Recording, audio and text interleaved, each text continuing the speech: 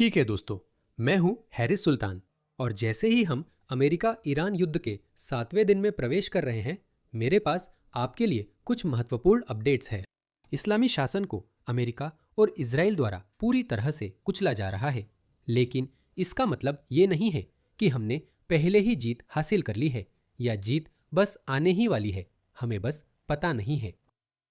कट्टरपंथी शासन की समस्या यही है कि आपको नहीं पता कितना गहराई तक जाना होगा ताकि वे समझें कि आत्मसमर्पण उनके हित में है। ये कल हो सकता है या कुछ हफ्ते भी लग सकते हैं, मुझे नहीं पता।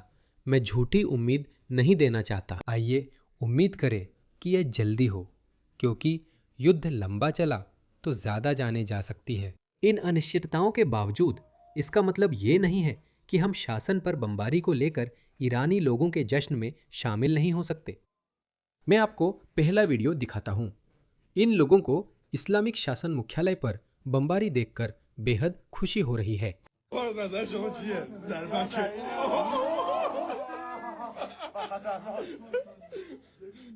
ईरान के अंदर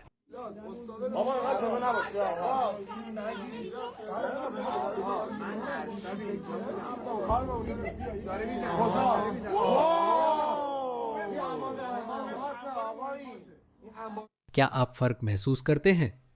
ये लोग यूक्रेन वासियों जैसे चिंतित या डरे क्यों नहीं हैं कि कभी भी मिसाइल या ड्रोन हमला हो सकता है? क्योंकि उन्हें अमेरिकी और इजरायली सेनाओं की क्षमताओं पर पूरा भरोसा है कि वे उन्हें निशाना नहीं बनाएंगे, वे शासन को निशाना बनाएंगे।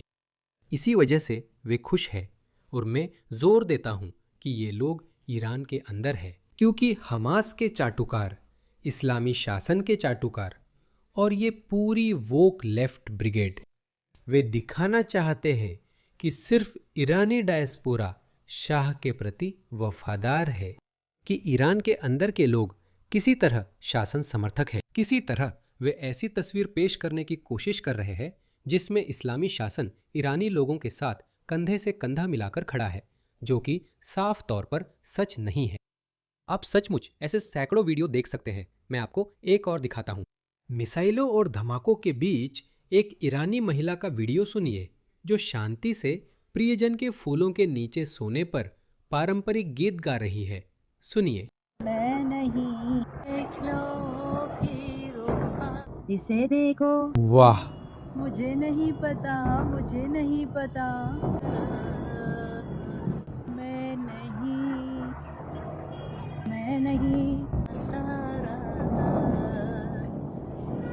नहीं जानती। बहुत अजीब है। दोस्तों, क्या आप इस पर यकीन कर सकते हैं? ये बहुत अजीब है। क्या आप इस पर यकीन कर सकते हैं?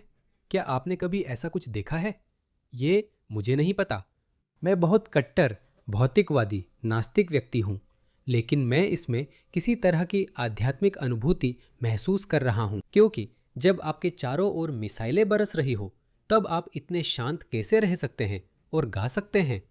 आप कभी भी नष्ट हो सकते हैं, जैसे कोई मिसाइल गलती से आप पर गिर सकती है। लेकिन यही ईरानी लोगों की बेबसी है। इसी कारण मुझे पुतिन से नफरत है कि वो रूसियों के साथ ऐसा कर रहे हैं। मैं खामनेई और इस क्रूर तानाशाही इस्लामी शासन से नफरत करता हूँ, लेकिन इसी स्तर पर मैंने कभी नहीं कहा कि मुझे रूसी लोगों से नफरत है, क्योंकि मुझे लगता है कि वे भी एक क्रूर तानाशाह के द्वारा दबाए जा रहे हैं जो सख्ती से शासन करता है। तो मैं समझ सकता हूँ। मैंने कुछ यूक्रेन समर्थकों को रूसी लोगों की मौत की कामना करते देखा है। मुझे अच्छा नहीं लगता जब कोई रूसी सैनिक मरता है, क्योंकि उसे मजबूर किया गया है। लेकिन जिस प्रवासी समुदाय को मैं देख रहा हूँ, पश्चिम में मुस्लिम समुदाय को देख रहा हूँ, वे खुद को इस तानाशाही शासन के साथ जोड़ रहे हैं जो ईरानी लोगों की इच्छाओं के खिलाफ जा रहा है। माफ कीजिए, लेकिन मुझे इन लोगों से सच में नफरत है। उस महिला बुशिक, मैं उसका वीडियो चलाकर आपकी आंखों को कष्ट नहीं दूंगा।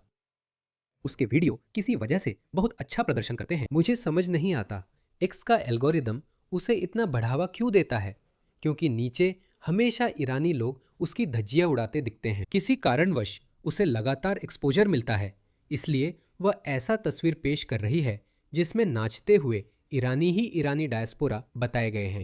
ईरान के अंदर के लोग अपनी सरकार के साथ खड़े हैं। क्या यह देखकर लगता है कि वे सरकार के साथ हैं?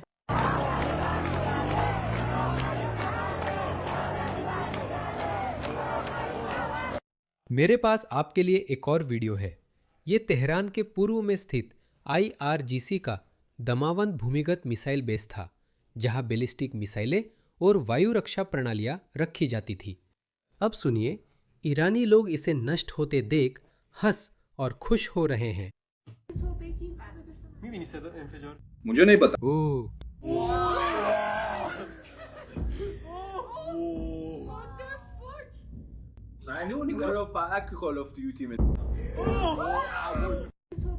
देखा आपने? वे खुश हैं, वे इसका जश्न मना रहे हैं। परंतु पश्चिम में इस्लामी शासन के चमचे झूठी तस्वीर पेश कर रहे हैं। इसे देखिए, ये ईरान के अंदर माशहद नामक शहर से एक और वीडियो है और ये व्यक्ति कह रहा है, गोल्डी ने हमारे लिए इसका अनुवाद किया है। नमस्ते मिस्टर ट्रंप, ये माशहद है। आयतुल्लाह ने मेरे लोगों को मारा। कृपया मेरे लोगों की मदद करें और रजा पहलवी को ईरान लाने में सहायता करें। कृपया ईरान आइए, कृपया ईरानी लोगों की मदद करें। आयतुल्लाह ने मेरे लोगों को मार डाला, कृपया मदद करें। असल में यह 8 जनवरी 2026 7 और 8 जनवरी की रात की बात है। हमें शक है कि इस्लामिक शासन ने इंटरनेट बंद कर करीब 30,000 लोगों की हत्या की थी। मुझे नहीं पता, ये मशहद शहर है। मेरे लोगों को देखिए, कृपया मदद करें, कृपया रजा पहलवी की मदद करें। ईरान आओ, बीबी नेतन्याहू, कृपया ईरान आए, ईरानी लोगों की मदद करो। मुझे अपने लोगों से प्यार है, कृपया मदद करें। ये ईरानी लोगों की बेबस गुहारें हैं, बेबस गुहारें। मैं जानता हूं, कई आलोचक कहते हैं कि अमेरिका उन लोगों के लिए आगे नहीं आया, और मैंने ये कई बार कहा है। कई पक्ष अपने साझा हितों या लक्ष्यों के लिए एकजुट होते हैं, इसमें कोई दिक्कत नहीं।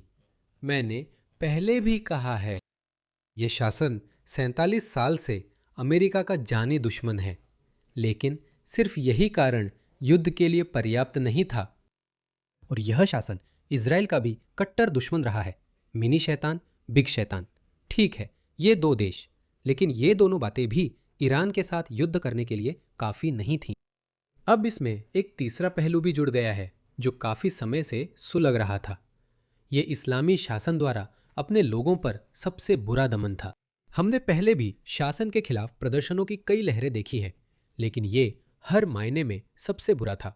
ये रिकॉर्ड तोड़ था, ये इतिहास बदलने वाला था।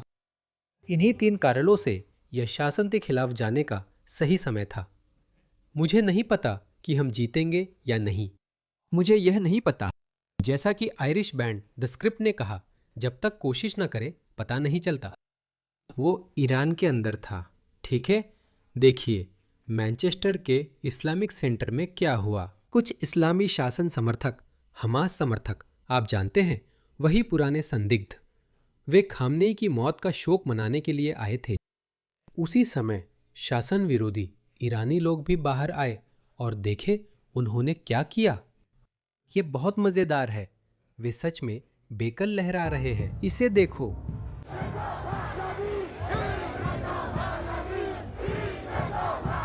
वे कह रहे हैं किंग रजा पहलवी। वही सरकार समर्थक लोग भी दिख रहे हैं।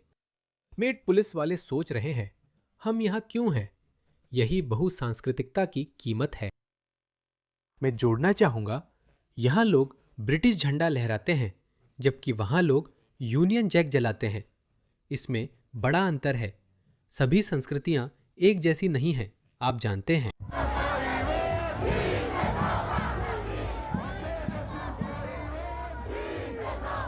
हाँ, थोड़ा बेकन लो। उन्हें कुछ कुत्ते भी लाने चाहिए थे। हे भगवान,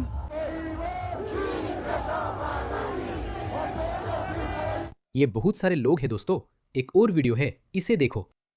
कुछ फिलिस्तीन और शासन समर्थक लोग मैनचेस्टर इस्लामिक सेंटर में अली खामनेई के शोक में मोमबत्ती जलाने जुटे। ईरानी वहां खामेनेई की मौत का जश्न मनाने गए और वो रात पागलपन में बदल गई। यहाँ कुछ शासन विरोधी लोग फिलिस्तीन समर्थकों और शासन समर्थकों को ट्रोल कर रहे हैं। खामनेई तो मर गया है, हम बहुत खुश हैं। खामनेई मर गया है। वे सुन्नी लगते हैं। हम यहाँ खामने की मौत की खुशी में जश्न मना रहे हैं। अगर तुम्हें रोना है तो तुम्हें दूसरी तरफ जाना होगा। तुम बहुत खुश हो कि खामने मर गए हैं। हाँ रतानी मर गए हैं, हाँ रतानी मर गए हैं। यह मजेदार है। देखो, वे शोक मनाने आए हैं और वे बोले, अरे रुको, ये गलत कैंप है। अगर तुम्हें रोना है तो तुम्हें वहां जाना होगा। और वे बोले, ओ हाँ ठीक है। अचानक उनका शोक गायब हो गया। हम गलत तरफ हैं, ठीक है, हम वहां चले जाते हैं। और फिर मुझे यकीन है जब वे वहां गए होंगे तो उन्होंने सोचा होगा, मुझे क्या मिलेगा। ओ भगवान।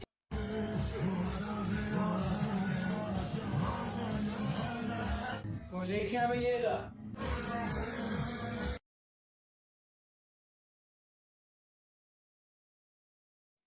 रतानी मर गया, वाह रतानी मर गया। वो क्या है? खामेनेई, उसकी माँ मर गई है। खामेनेई मर गया है।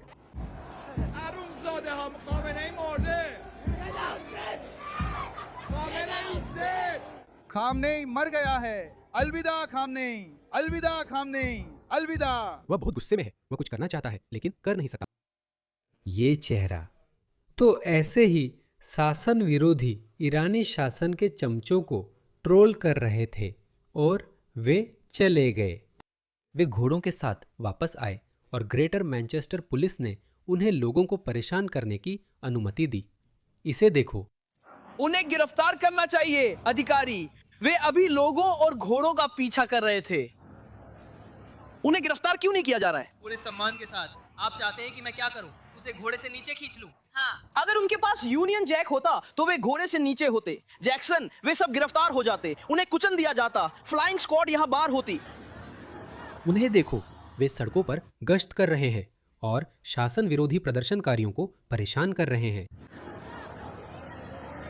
मैं बहुत तटस्थ हूँ, लेकिन अब ये साफ दिख रहा है मैं सब में सबसे ज्यादा तटस्थ हूँ। अब ये मुझे परेशान करने लगे, चिढ़ाने लगे हैं। माफ कीजिए अफसर, गाली देने का इरादा नहीं था। जो मैं देख रहा हूँ उससे अब ये मुझे परेशान करने लगे हैं। उसे देखो।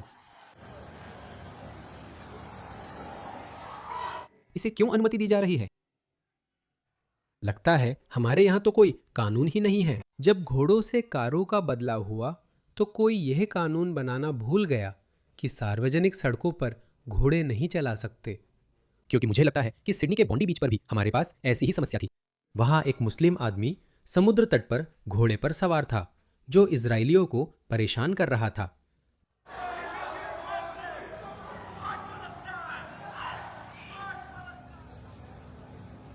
वहाँ वे घोड़ों से लोगों का पीछा कैसे कर सकते हैं? ऐसा लगता है कि मैनचेस्टर पुलिस ने इन सतर्क नागरिकों को लोगों का पीछा करने के लिए घोड़ों के साथ नियुक्त किया है। मैनचेस्टर में भी उनकी निगरानी घोड़ों के साथ की जा रही है। लगता है वे घोड़ों से लोगों का पीछा कर सकते हैं। दोस्तों, क्या आप इसके मायने समझ सकते हैं? जानते हो वे क्या कर रहे हैं? वे असल में सीमाओं की परीक्षा ले रहे हैं। हम कितनी दूर जा सकते हैं? यार, यूके में हालात बहुत खराब होने वाले हैं। इस पुलिस अफसर को देखो, शायद वो उनसे विनती कर रही है। कृपया घोड़ों से उतर जाइए, कृपया। मुझे पता है कि हमारे पास कोई कानून नहीं है, लेकिन हमें पता है कि आप क्या कर रहे हैं। आपको घोड़े से उतरना होगा। वो कह रहा है, नहीं नहीं। लगता है उन्हें घोड़ों से लोगों का पीछा करने की अनुमति है। अब हमें 3 चाहिए, तो ये और 3 + 2, एक और बॉल, उसे जाना होगा वो रास्ता। वे बस घोड़े से किसी का पीछा करते हैं। वे बस घोड़ों से लोगों का पीछा करते हैं। क्या वे ग्रेटर मैनचेस्टर पुलिस का हिस्सा हैं? फिर उन्हें उन लोगों का घोड़े के साथ पीछा करने के लिए पकड़ा क्यों नहीं जा रहा है? सब कुछ वीडियो में है। ओ, उसने तो घोड़ों से उन पर हमला कर दिया। उसे पकड़ा क्यों नहीं जा रहा है? उसने उन पर घोड़े चढ़ा दिए। तो यही ईरान में और इंग्लैंड की सड़कों पर हो रहा है। मुझे नहीं पता कि यह किस दिशा में जाएगा, लेकिन जाहिर है कि मैं ईरान के लोगों के साथ खड़ा हूं। मुझे पता है कि आप लोग भी ईरान के लोगों के साथ खड़े हैं। मुझे नहीं पता जीत कब आएगी, लेकिन हमें उम्मीद रखनी होगी, जीत जरूर मिलेगी। मैं जल्द ही नए अपडेट वीडियो के साथ मिलूंगा। फिर मिलेंगे।